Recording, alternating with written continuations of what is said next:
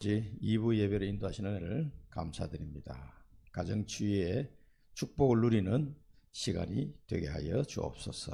하나님이 원하는 가정치유가 무엇인지를 발견하는 시간이 되게 하시고 이 말씀 속에서 언약을 잡고 기도하는 축복을 누리게 하옵소서. 예수 그리스도 이름으로 기도드립니다. 아멘. 사도행전 16장 31절입니다. 우리 잘 아시는 말씀이죠. 간수가 바울과의 만남을 통해서 복음을 받는 장면인데 어떻게 하여야 구원을 받으리까 하는 질문에 대해서 바울이 답을 준 겁니다. 31절입니다. 이르되 주 예수를 믿어라. 그리하면 너와 네 집이 구원을 받으리라 하고, 그럼 뒤에 보면 이제 이 말씀을 그 사람과 그 집에 있는 모든 사람에게 전했다라고 성경은 말하고 있습니다. 저도 우리 가족 구원을 놓고 기도할 때 이 말씀을 언약으로 잡았습니다.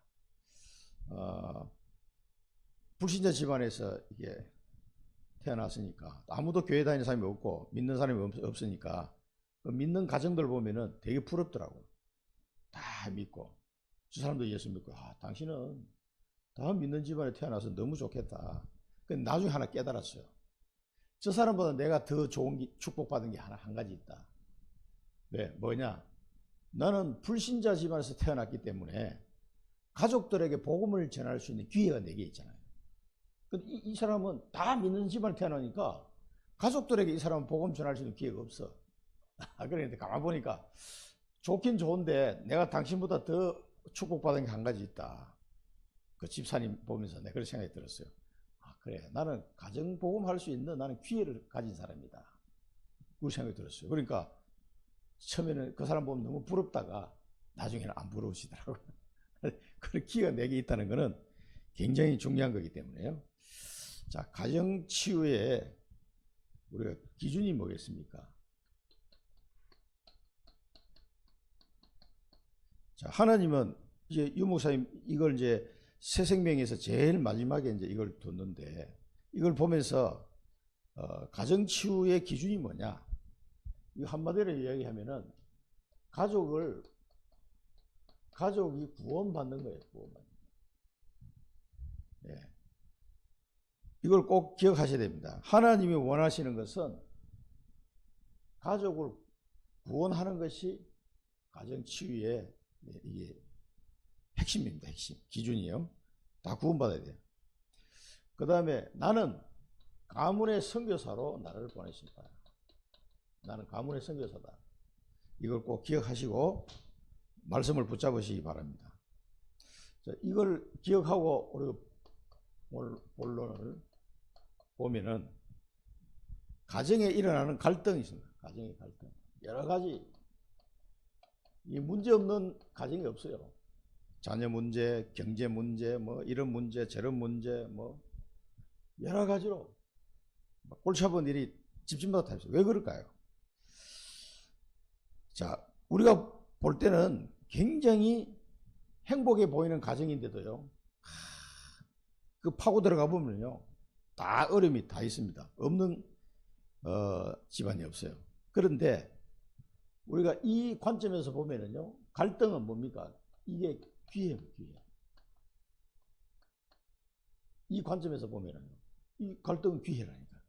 그러니까 이거를 보는 눈이 열리면은 그 사람은 영안이 열린 거예요. 이제 이 생각해 보세요. 이 간수가 어떻게 구원을 받으려고 했는데 바울이 이 얘기를 했단 말이에요. 말씀을 듣자마자 이 사람은 어떻게 했어요? 자기 가족들하고 그 집에 있는 모든 사람을 다 모아놓고 바울이 와서 복음 전할 수 있도록 이렇게 했다니까, 이 사람. 이 한마디에 이 사람은 그냥 이게 다 돼버린 거죠. 간단하게. 물론 굉장히 어려운 고통 속에 뭐 난리가 났으니까 감옥이에요. 자기 책임을 져야 되잖아요. 그런데 이 사람은 도망도 안 가고 그걸 있는 모습을 보면서 완전히 이 사람이 뭐 뒤집어진 거죠. 자, 그 갈등 속에 이 간수네 집에는 뭐 아무런 갈등이 없었겠습니까?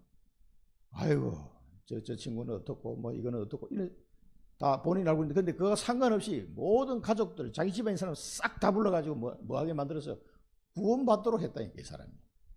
그게 진정한 치유입니다. 우리가 마음에 미운 마음이 들면은 기도 안 하게 돼요, 기도. 네, 그런 사람 많이 봤거든요. 이거 갈등이 기회인데, 내가 여러 사람 만나봤는데 남편이 늘 부인을 두들 패는 거야, 그냥. 교회 간다고 두들 패고, 심지어는 합숙훈련 갔다 오니 집에 던져버렸어요. 그래, 폭력이 있는 남편인데, 화가 나면, 순간적으로 화가 나면 막 제정신이 아니에요, 보니까. 우리 갔다가 들어오는데 입구에서 막 문탕 열어주자마자 들어오는데 그대로 날려버렸어요. 북한으로 깨요. 또 소문을 들었습니다. 그 사람 지금 만나보니까, 야, 험상궂게 생겼어, 이상이.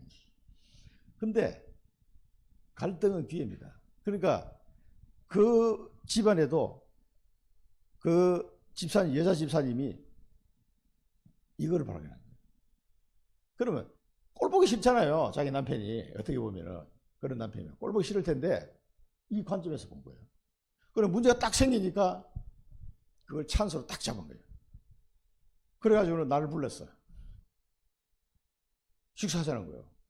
그리고 나는 인사도 할 겸 교회 그 건물 주인이니까. 그래 이제 식사를 딱 했는데, 식사 딱 끝나고 나니까 하는 말이, 오늘부터 자기 남편이, 그때 제가 집사 때니까 집사님하고 성경 공부를 하기로 약속했다는 거예요.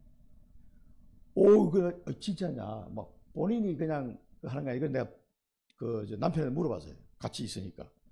진짜 맞습니까? 본인이 허락한 거냐고. 나는 도저히 안 믿어져가지고 얘기하니까 씩 웃으면서 맞다고 끄덕끄덕 하더라고. 이 사람이 그럴 리가 없는데 어떻게 성경 공부를 한 생각을 했냐고.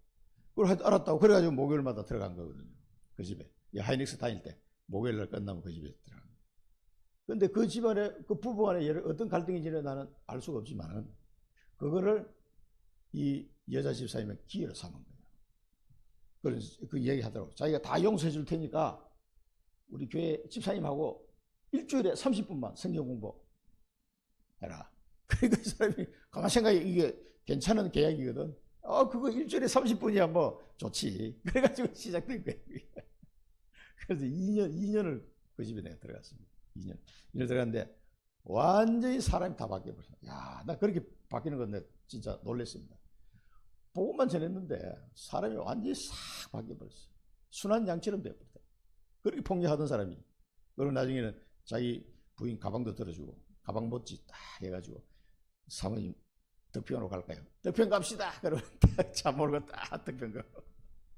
또 우리 중고등부 수련회 한다고 얘기하니까, 집사님 그때 교회 등록도 안 했는데 저도 가면 안 되겠습니까? 자기가 봉고차 운전을 하겠다는 거야. 저기 설악산으로 가니까 좋다, 운전해라. 운전 담당 딱. 또 한 사람은, 저는 식사 당번을 하겠습니다. 완전 세신자인데. 그래요? 그럼 따라오세요. 이 사람은 식사 당번. 그 식사 당번 했던 사람이 지금 장로님 돼 있고, 그 운전했던 사람이 지금 집사님이 돼 있죠. 그 사람들 데리고 이제 설악산으로 갔던 기억이 납니다. 우리 진영이 초등학교 졸업할 무렵에. 그러니까 이 사람들이요, 복음만 전했는데 싹 바뀌어버려. 근데 그 부인 집사님이 제가 볼 때는 지혜로운 사람이에요. 요거를요, 저로의 기회를 삼은 거예요. 요 관점에서 봤을 때. 솔직히 인간이 너무 막 이렇게 얄밉고 이러면은요, 기도할 마음도 잘 안 생겨요, 솔직히. 아휴, 진짜. 근데 그 사람이 불쌍하게 보여야 기도할 마음이 생기는 거죠. 그래서 저는 우리 아버님을 위해서 기도했어요. 우리 집에는 사업이 쫄딱 망한 게 이제 문제였어요. 완전히 망해가지고, 이거는 뭐 어떻게 할 수가 없는 상태. 그러면 이제 원망할 수도 있잖아요, 가족들이. 아버님은. 근데 저는 이상하게 전혀 원망하는 마음이 안 생기고 불쌍해 보이더라고요, 아버님.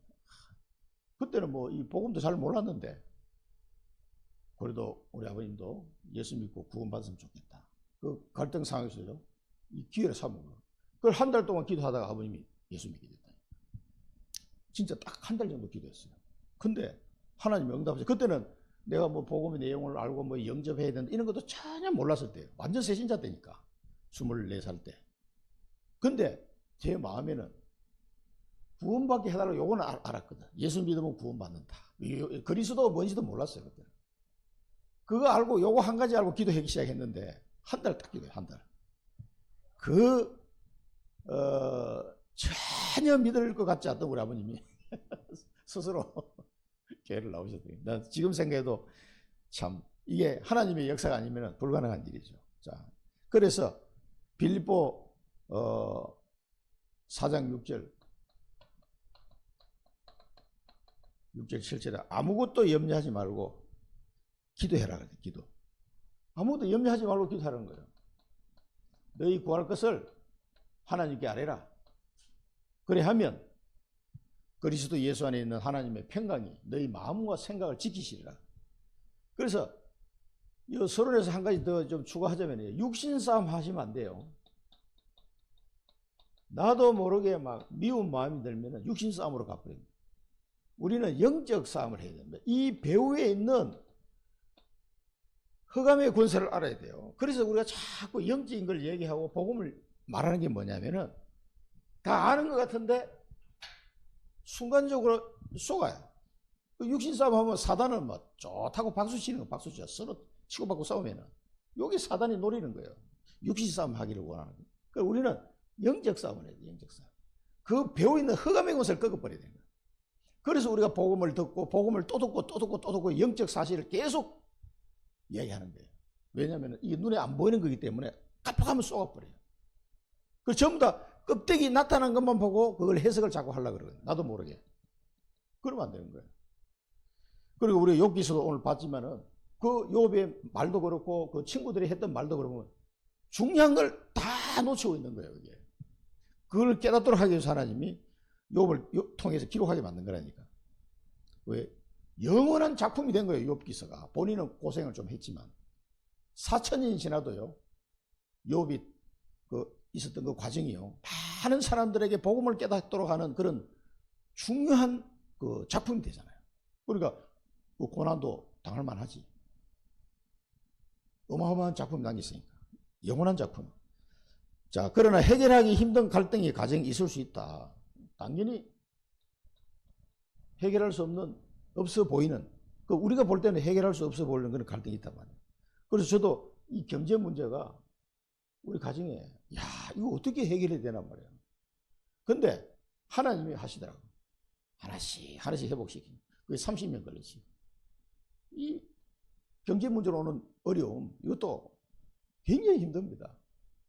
그 여동생은 뭐 둘 다 또 사고 나서 먼저 하늘나라 가버리고, 또 우리 진이가 태어났는데, 이게 발달장애. 이런 일들이 그 가정에 계속 다가오면 어떻게 되겠어요?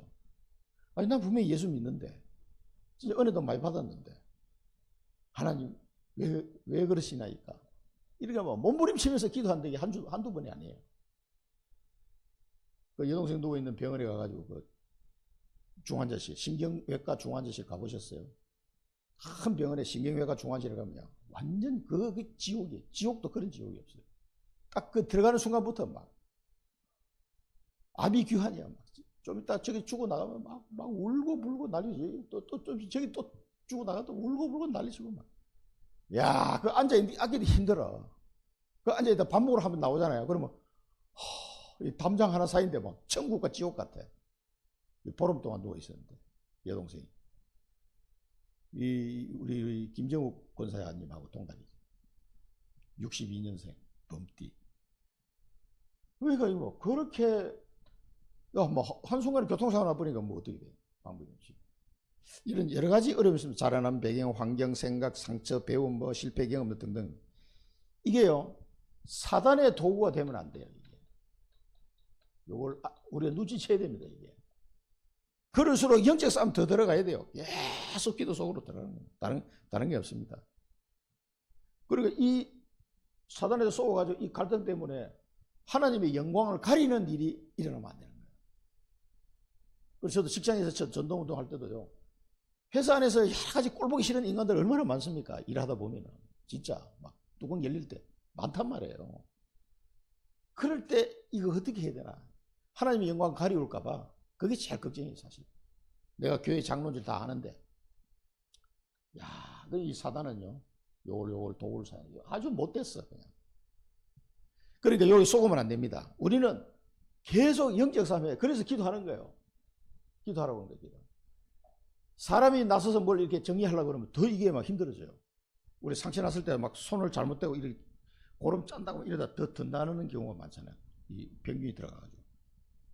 약을 바르면 되는데. 그러니까 기도하라는 거예요. 기도. 그럼 하나님께서 이 흑암을 꺾어야 이게 이제 그때부터 일이 되는 거예요. 자, 모든 문제는 영적인 문제인 줄 알고 믿음으로 치유해야 된다. 자, 이 가정에 오는 모든 문제가 이 영적인 문제인 줄 이걸 알아야 돼요. 껍데기만 보면 절대 안 됩니다. 영적 문제 알고 이걸 알고 뭘로 치유해야 돼? 믿음으로 치유해야 된다. 믿음으로. 그러니까 믿음으로 치유를 하니까 말씀과 기도예요. 말씀과 기도. 뭐 다른 방법이 없어요. 계속 기도 속으로 들어가야 됩니다. 그래서 이제 이런 문제 속에서 이런 과정을 겪어보면은 내가 기도 훈련을 된다는 걸 아마 느끼실 거예요. 아, 이렇게 해서라도 하나님 나를 기도하게 만들어. 기도의 이 비밀이 뭔지, 이 기도의 그 힘이 뭔지, 이런 걸 이제 깨닫게 되는 거예요. 우리가 말로만 들은 거 하고요. 그냥 성경 읽어보니까 기도했네, 이 사람이. 이 사람이 기도해서 응답받았구나. 이런 거 하고. 내가 그 문제 속에서 꽉 처박혀가지고 너무 괴로운데 완전 기도 속으로 들어가면서 이게 하나님이 해결하신 걸 본고하고는요. 천지차이입니다. 천지차이. 하나님은 내 기도에 응답하시는 분이구나. 기도하면 되는구나. 이게요. 확실하게 내게 각인이 됩니다. 그게 내 평생의 재산이에요. 재산. 이 영적 재산. 진짜입니다.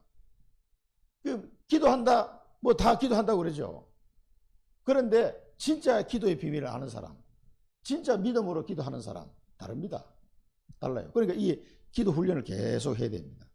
자, 그래서 우리가 잘 아시는 대로 창세기 3장 1절부터 15절까지 오늘 20절까지 보시면은 오늘 일부에서도 나왔습니다. 이 근본 문제 아닙니까? 요한복음 8장 44절.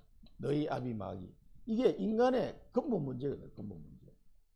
이 속에서 온 문제가 우리 가정에 온 문제다 이 말이에요. 우리 가정에는 우상숭배 때문에 온 거고요. 이 문제. 뭐 옛날 분들은 또 부부 싸움 하면 막 난리 나잖아요. 우리 아버님도 밥상을 들고 차가지고 막 내가 어릴 때 많이 봤어요. 그때 왜 밥상 차려고 먹는데 그 먹을 것도 많지도 않은 시절에 그걸 왜 들고 차는지. 그럼 아버님 발가락이 찢어져가지고 또 잘못 걷어 찼다가 밥그릇 날라가고. 야, 진짜 그 뭐 분위기가 막 살벌하잖아요. 그런 어린 시절이 있었습니다. 우리 어릴 때는 집집마다 그런 게 좀 다 가끔씩 있었어요. 우리 집만 그런 게 아니고 밥상 날아가는 게. 그게 전부 다 근본 문제로부터 온 거예요. 다른 게 아니고. 창세기 3장을 내가 알고 나니까 우리 아버님이 너무 불쌍해 보이더라고요. 3살 때 친어머니가 돌아가시고, 그러니까 계모 밑에서 쭉 자라신 거죠. 그러니까 아무도 없어. 그러니까 그 마음이 어떻겠어요? 많은 상처가 있을 수 있잖아요. 그래도 그 키워준 할머니를요, 끝까지 모셨어요. 92세까지 사셨는데, 그 당시에. 엄청 오래 사셨는데. 내가 8살, 9살 때 돌아가셨으니까. 그 할머니는 아직도 기억해요. 친할머니는 기억이 안 나는데 그 키워준 할머니 내가 기억. 왜냐면 내가 어릴 때 같이 살았으니까. 그때까지 효도하셨어요. 그리고 우리 어머님은 효부상, 상도 하나 받았어요. 군수가 주는 상. 뭐 이 며느리로서 이 시어머니를 그렇게 모신 소문이 나가지고 상까지 받으셨는데, 어쨌든 이 인간의 근본 문제, 이거를 우리가 이해를 못하면요 안 돼요. 그래서 아버님께 내가 그 유목사님 테이프를 탁 드렸어요. 내가 이제 은혜 받으니까 이걸 이제 우리 집에서 다 듣고 난 다음에 남는 거를 아버님 보내드린 거죠. 꼭 들어보시라고. 그런데 아버님이 들어보시더라고. 그럼 나한테 전화가 왔어. 야, 근데 이 목사님은 어디 계신 분이냐? 그래 부산에 계신 분이다 그랬더니, 야, 내가 들어보니까 이 보통 분이 아닌 것 같다. 그래서 굉장히 은혜를 받으셨어요. 그러면서 차츰 이렇게. 그러다가 이제 다락방 하는 대로 이사 가는 바람에 원래 그 원로 목사님이 딴 데로 가셨기 때문에 아버님이 그냥 결혼식 주례 해주셨던 목사님 딴 데 갔기 때문에 이사하면서 그냥 다른 방교로 옮겼지. 옮겨 계속 거기 계셨던 거예요. 그러니까 인간의 근본 문제를 알면은요 많은 게 깨달아집니다. 이게. 그리고 우리 아버님도 나중에 그 얘기를 하셨어요. 이 영적 문제라는 게 이제 좀 이해가 된다는 거예요. 70이 넘어서 그 얘기했어요. 이 속에 내가 빠져 있었구나. 그걸 이제 깨달으시는 거예요. 그러니까 이게 말씀이 그렇게 중요한 거예요. 베드로전서 5장 7절 8절 우리가 잘 아시는 말씀이잖아요. 염려를 다 주께 맡기라. 그가 너희를 돌보심이라. 근신하라 깨어라. 대적마귀가 우는 사이까지 뚜루다니며 삼킬 자를 찾는다. 염려를 주께 다 맡기라는 거예요. 염려를 주께 맡기는 거예요. 주께. 왜? 내 주인이니까. 주님께 맡겨요. 내가 내 주인이 아니잖아요. 그러니까 이걸 맡기는지 안 맡기는지 보면 알아요. 안 맡기는 사람은 아직도 내가 주인이라. 주님께 맡기는 사람은 이제 주인이 바뀐 사람이에요. 이걸 못 맡긴다는 것은 불신앙이에요.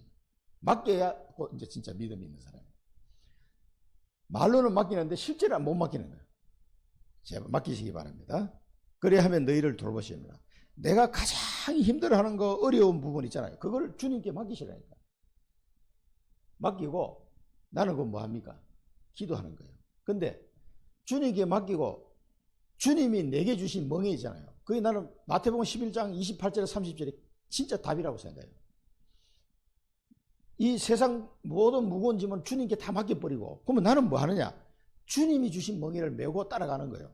이제 네 십자가를 지고 나를 따라와라. 자기를 부인하고. 어떻게 우리가 내 자신을 부인할 수 있겠습니까? 우리 인격체인데. 안 그래요? 근데 모든 염려, 내 일어나는 문제를 주님께 딱 맡기는 것이 나를 부인하는 거예요. 이제 내가 아니에요. 내가 내 주인이 아니에요. 그래서 주님이 주신 십자가, 그 멍에를 메고 따라가시는 거예요. 따라가는 거예요. 그러면 네 마음에 쉼을 얻으리라 그랬거든요. 그럼 내게 와서 배우라 그랬어요. 그러면 주님이 주신 그 사명을 붙잡고 나는 가는 거예요. 내 염려거리를 다 맡겨버리고 하나님이 내게 주신 그 사명 붙잡고 나는 가는 거예요. 그걸 그거 바뀌는 게 그게 이제 베드로전서와 마태복음 11장 그 말씀하고 같이 보면은요. 그 하나님이 내게 주신 사명이 발견이 안 되면 염려를 맡기는 게 잘 안 돼요. 이상하게 맡겨야 되는데 안 맡겨져요. 자꾸 맡겼습니다 해놓고 집에 와서 또 자기가 지고 와요. 왜? 내 마음에 계속 염려가 생기는데 어떻게 할 겁니까? 그 문제를 내가 내려놔야지 해도 내려놔지는 게 아닌데요. 저절로 턱 내려놔져 버려야 돼요. 이게. 그럼 맡긴 거예요. 그럼 주님이 알아서 해요. 이걸 놔두고 내가 염려할 게 아니라 놔두고 나는 주님이 원하는 그 사명 딱 붙잡고 가는 거예요. 그 길로. 가다 보면은 이게 싹 없어져 버렸어요. 봄눈 녹듯이 언제 없어진지 모르겠어요. 싹 없어져 버려요. 그렇게 됩니다. 그렇게 응답을 하시는 거예요. 그러니까 여기에 매달려 가지고 막 계속 기도는 물론 몇 번 하다가 다 맡기시고 주님이 주신 사명 붙잡고 가시면 돼요. 그러면은 이게 저절로 잊혀지게 됩니다. 안 그러면 계속 사단이 요걸 가지고 건드립니다. 우는 사자같이 아주 못된 존재 이게 사탄이. 그걸 계속 공격한다니까 이걸로. 사람마다 그 왜 걱정하는 게 있잖아요. 그거 뭐 이런 게. 그걸 가지고 계속 공격이 들어옵니다. 그러면서 4번, 5번은 데살로니가 후서 2장 10절에서 11절인데 이거는 9절에서 12절까지 보시면 좋겠습니다. 그래서 불의의 모든 속임수를 가지고 멸망하는 자들을 속인다 그랬어요. 그래서 진리의 사랑을 받지 않는다. 자, 데살로니가 후서 2장 9절에서 12절 한번 보겠습니다.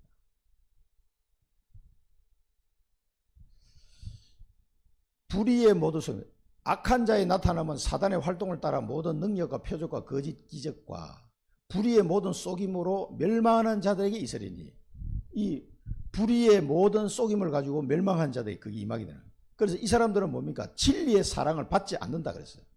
그 진리의 사랑을 받지 않으니까 구원함을 못 받는 거죠. 하나님이 그들에게도 이 진리의 사랑을, 구원의 기회를 줬는데 안 받는다 이거예요. 이러므로 하나님이 미혹의 역사를 그들에게 보내사 거짓 것을 믿게 하시면 진리를 믿지 않고 불의를 좋아하는 모든 자를 하면 심판받게 하려 하십니다. 이게 사단이 하는 짓이랍니다. 그래서 이 진리의 사랑을 받지 않는 사람, 진리를 믿지 않는 불의한 자, 이 사람은 심판받도록 하기 위해서 그 속에 둔다는 거죠. 자, 그래서 우리가 이 사단이 하는 이런 영적인 내용을 모르면은요, 치유가 안 되는, 계속 육신 싸움만 됩니다. 사단이 하는 짓을 잘 보시고, 고린도 후서 4장 4절에서 5절 뭡니까? 이 세상의 신이 불신자들을 혼미케 해가지고 복음의 광채에 비치지 못하도록 자꾸 방해하는 거죠. 그러니까 이 세상 신이 자꾸 혼미케 해. 그러니까 우리가 가문 선교사, 가정 선교사라면은 이걸 세상 신이 자꾸 방해한다는 걸 알고 계속 기도하셔야 돼요. 그래야 복음을 전할 기회가 생기는 겁니다. 그 진천에 있는 그 아저씨도 40대 남자네요. 그렇게 부인은 이제 예수 믿는 사람, 예수 믿는 부인을 만나서 자기도 교회를 나온 거예요. 그런데 교회 집사가 됐어. 되면 뭐합니까? 전혀 이 복음을 모르니까 폭언, 폭력, 그 부인에게, 그 부인은 막 죽을 상이라 상황이. 애들은 아빠가 뜨면은 그냥 막 벌벌 떠는 거지.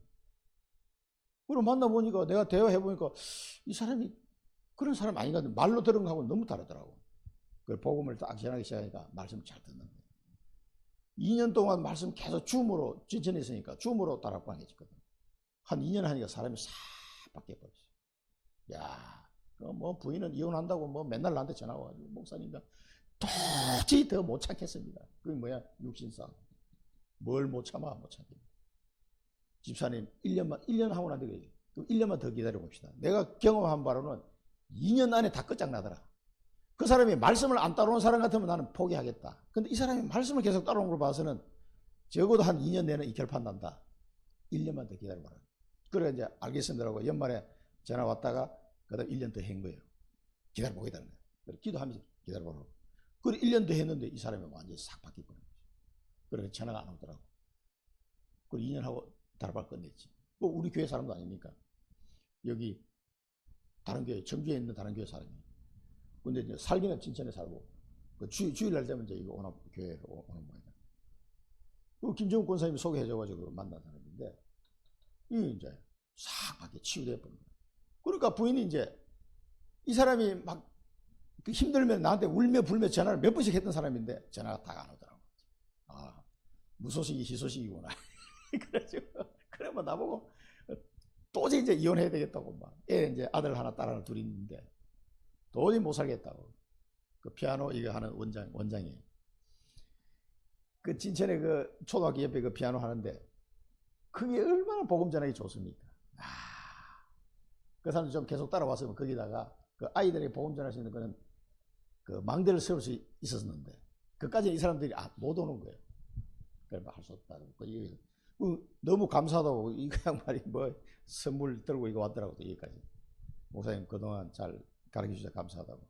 뭐 참기름하고 뭐 이거 두 병 들고 왔어요. 놓고 왔습니다.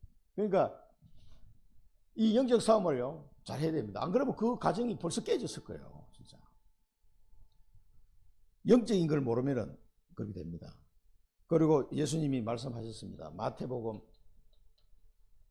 12장에 25절의 사지로 강한 자를 결박하지 않고는 안 된다. 강한 자를 결박해라. 말씀하셨습니다. 그러니까 성령의 역사로 귀신이 쫓겨간 것이라면 하나님 나라가 이미 임한 것이다. 그렇게 말씀하셨어요. 내가 요나의 표적밖에 보여줄 게 없다. 이렇게 말씀하셨고 또 집이 비어 있는데 비고 청소되고 수리되니까 더 악한 7 귀신이 들어온다. 형편이 더 어렵게 된다. 그런 이야기도 하셨어요. 그래서 각 개인이나 가정의 역사는 이 흑암의 세력, 5,000년 동안 내려온 이 흑암 세력이요. 그냥 어떻게 했어요? 수천 년 내려왔는데 가정마다 다 있습니다. 그래서 그 가정을 사로잡고 있다니까, 가문을. 이 흑암의 권세를 꺾으셔야 돼요. 강한 자를 결박하지 않고는 그 가정이 살아날 수가 없습니다. 꼭 기억하시고. 그래서 우리에게는 7번째는 전신갑주. 에베소서 6장 10절에서 20절. 이 전신갑주를 하나님의 전신갑주를 입어라. 혈과 육의 싸움이 아니다. 어둠의 세력과 악한 영과의 싸움이다. 그랬습니다. 그래서 진리의 허리띠, 의의 호심경, 평안의 복음의 신발을 신고 믿음의 방패를 가지고 구원의 투구를 쓰고 성령의 금 곧 하나님의 말씀을 가지라. 그리고 성령 안에서 항상 기도해라. 이 전신갑주를 입고 싸우면 영적 싸움에 승리할 수 있단 말이에요. 하나님이 다 우리에게 주셨단 말이에요. 그래 알고 치유하면 승리할 수 있다. 가문의 영적 문제를 구체적으로 파악하고 기도하셔야 됩니다. 이걸 구체적으로 이 가문의 영적 문제죠. 구체적으로 파악해가지고 기도하시기 바랍니다. 저도 이거 아무 뭘 우리 사모에도 안 보여줬죠 옛날에. 내가 코팅해가지고 우리 가문의 영적 문제 적어놓고 매일 출퇴근할 때마다 그걸 기도했었어요. 구체적으로 파악해가지고 기도하시기 바랍니다. 그 가문의 사람. 그거는 그 가문의 사람 아니고는 몰라요. 또 며느리들도 잘 모를 수가 있습니다. 사실은. 요게 이제 그 며느리들 알 수 있는 시아버지와 남편과 아들 요 3대를 보면 다 나와 이 답이. 이게 그 흘러가는 게 뭔가 있거든요. 그거를 놓고 집중적으로 기도하시면 돼요. 요게 이제 발판이 됩니다. 천명 언약으로 잡을 때 이게 전부 다 발판이 돼요. 그 가문에 있었던 문제들이 다 발판이 됩니다. 그래서 알고 치유하면 승리하게 된다. 자, 마지막으로 시간이 걸리거나 배우자가 치유가 안 될 가능성도 있다. 그때 이 영적 사실을 알고 이해하고 도우면 하나님의 큰 계획과 축복이 이루어진다. 이 시간이 좀 걸릴 수 있습니다. 그러나 이거를 복음 안에서 이해하고 도우면 큰 축복이, 하나님의 큰 축복이 임하게 되는 거예요. 이게 실제로 하나님의 큰 계획과 축복이 이루어집니다. 이게. 그걸 아시고 호세아의 가정, 호세아 잘 아시죠? 그 이상한 여자하고 결혼해가지고 그 시대에 하나님의 말씀을 전달하는 도구로 쓰셨어요. 다윗 왕과 사울 왕의 딸들,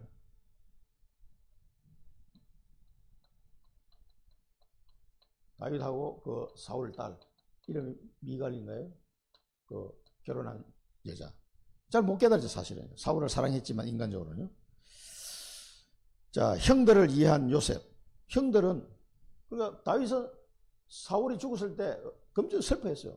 자기를 죽이려던 사람인데도. 그래서 사울의 시체를 찾아가지고 장례를 치러줬고 사울의 손자를 케어해줬죠. 끝날 때까지, 자기 죽을 때까지. 형들을 이해한 요셉. 형들 팔아먹었는데 얼마나 열받겠어요. 근데 용서하는 정도가 아니고 형들이 나를 판 것이 아니다. 그래서 그 형들이 어떤 12지파의 조상이 있는 걸 이 사람은 알거든요. 그러니까 탁 해서 끝까지 그 언약 속으로 갈 수 있도록 형들이 비록 깨닫지는 못했지만 계속 살아갈 수 있도록 그렇게 베풀었습니다. 문제를 이해하면 시대적 응답을 받게 된다. 시대적 응답. 그래서 지금 저희 가정도 발달장애라는 이 현장에 하나님 복음 전할 수 있는 시대적 응답 속에 지금 있는 겁니다. 고린도후서 12장 1절 10절 깊은 기도 속에 그 기도했더니 하나님이 자만하지 않도록 내가 주는 사단의 가시다 이렇게 얘기했습니다. 그래서 바울이 깨닫기를 약한 데서 온전해지고 내가 약한 것을 자랑한다.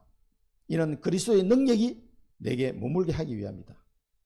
그리스도를 위하여 약한 것, 능욕당한 것, 궁핍한 것, 박해받는 것, 공고를 당하는 것 나는 기뻐한다. 약한 때에 강함을 일함이라. 그게 이 바울이 기도하다가 깨달은 거예요. 이게 고린도서 12장에 보면은 셋째 하늘까지 갔다 왔다고 그러는데 굉장히 중요한 걸 깨달은 거예요. 그리고 다시는 그걸 놓고 기도하지 않고 그걸 감사하며 그걸 가지고 살았습니다. 문제 해결 안 됐는데 진짜 응답을 받은 거예요, 이 사람이. 가정의 영적 문제를 알고 희생하면 큰 정인이 집이 된다. 그 문제 속에서 뭡니까? 언약을 발견하는 거예요.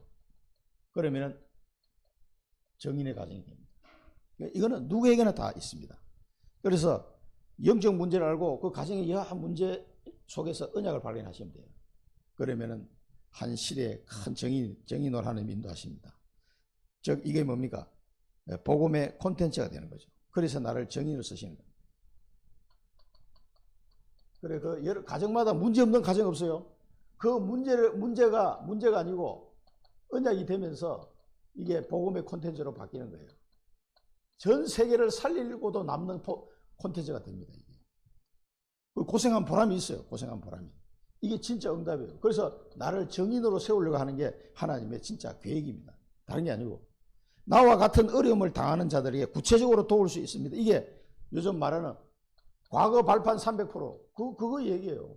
여러분 가정의 그 문제를 통해 가지고 이게 과거 발판 300%가 되면서 시대를 살리는 정인으로 내가 될 수 있다. 엄청 축복입니다. 이걸 모르면은 계속 육신 싸움 하는데 육신 싸움 한다고 일이 해결되는 게 아니에요. 계속 사단의 도구로만 쓰일 밖에. 이거 이렇게 속지 마시기 바랍니다. 어떤 문제라도 육신 싸움 하지 마 영적 싸움 눈으로 보면은 그걸 통해서 내 과거 발판 300%가 됩니다. 복음의 콘텐츠 분명히 나옵니다. 이걸 위해서 내가 좀 희생하고 기도하면 나옵니다. 그러면 300% 정인으로 하나님이 세우실 겁니다. 기도하겠습니다. 살아계신 하나님 아버지 은혜를 감사드립니다.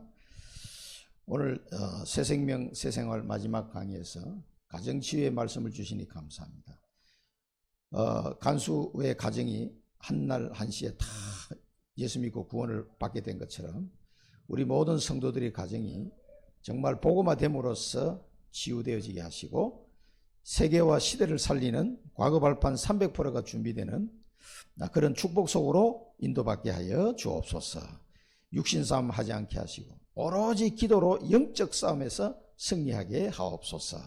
하나님의 큰 계획을 발견하고 그 축복을 누리는 가정들이 되게 하여 주옵소서. 예수 그리스도 이름으로 기도드립니다. 아멘.